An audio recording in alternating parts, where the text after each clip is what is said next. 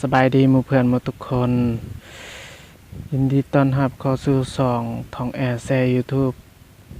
ช่องที่มาแบ่งความรู้ภาษาอังกฤษการออกเสียงคำศัพท์ประโยคต่างๆเนาะสำหรับวิดีโอนี้เราจะมาเรียนรู้การออกเสียงคำศัพท์เกี่ยวกับ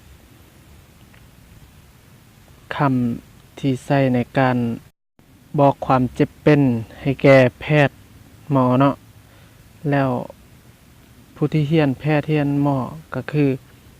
ต้องได้รู้เกี่ยวกับคำศัพท์ภาษาอังกฤษแบบนี้เฮามาเริ่มคำศัพท์ที่1เลย hypertension hypertension โรคความดันเลือดสูง hypertension hypertension โรคความดันเลือดสูง diabetes diabetes diabetes โรคเบาหวานโรคเบาหวาน diabetes cancer cancer โรคมะเร็งโรคมะเร็งเนาะ cancer cancer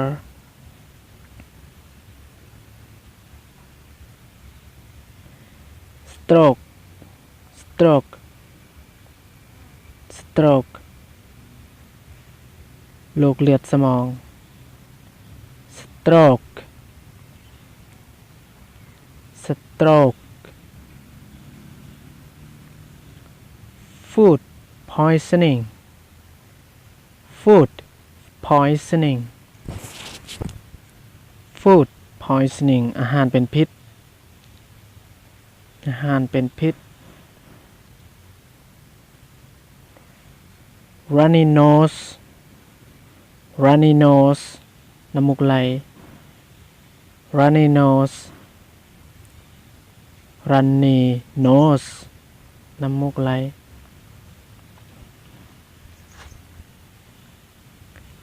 broken leg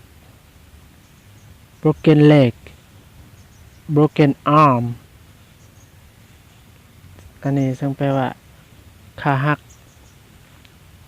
ถ้าแขนหักก็ว่า broken arm อันนี้แขนหัก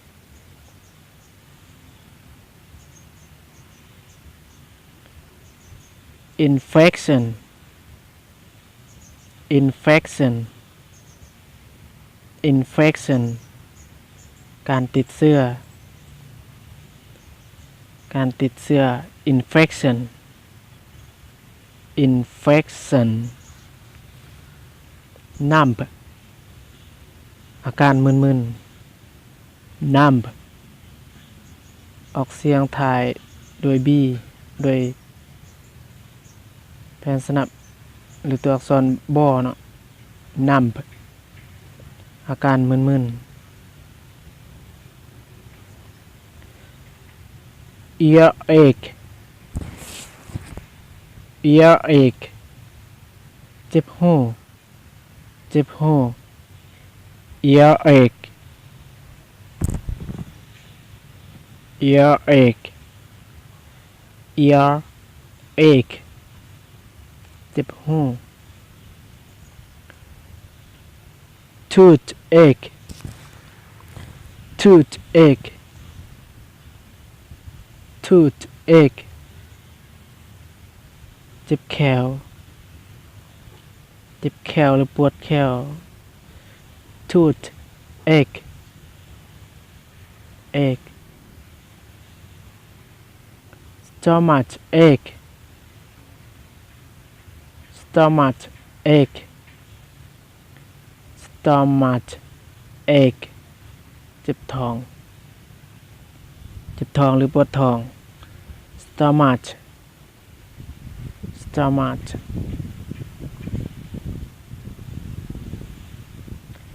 headache headache headache เจ็บหัวหรือปวดหัวพอแนวใดก็ดีเนาะ headache เจ็บหัว sore throat sore throat sore throat เจ็บคอ เจ็บคอ sore throat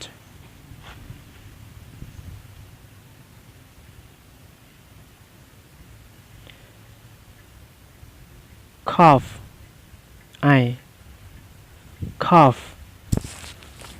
ออกเสียง for ทางหลังทางท้าย cough cough ไอ ไอจาม cold ออกเสียงดีตัวดอทางท้ายนะไข้หวัด เป็นไข้